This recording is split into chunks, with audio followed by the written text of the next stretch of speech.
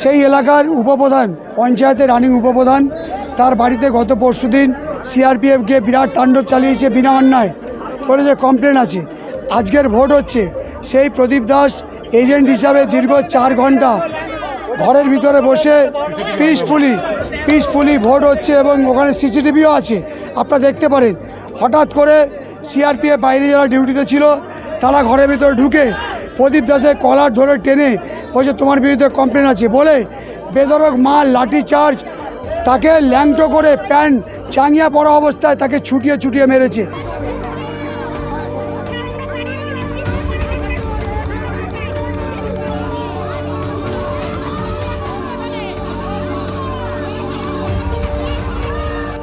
তখন 1:30টার মতন বাজে, আমাদের বুথে 520 থেকে 30টা মতন ভোট হয়েছে।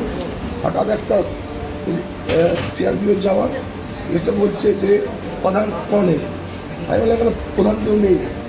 বলছে তাহলে আপনি কি? আমি বললাম উপপ্রধান। বলছে বার আমি কেন? বলছে আপনার নামে কমপ্লেন আছে, আপনি লোককে বলছেন 1 নম্বরে ভোট দিন। আমি বললাম স্যার দেখুন ভিতরে যারা আছে অফিসার, আপনি তাদেরকে জিজ্ঞাসা করুন। করলো অফিসার বললো যে না স্যার আমার বুথে কোনো সমস্যা হয়নি। তারপরও আমায় বলছে যে এই সরকারের খেয়ে দিয়ে সার হয়েছে বলে আমাকে এনে বাইরে এনে অন্যায়ভাবে আমাকে মারতে হচ্ছে।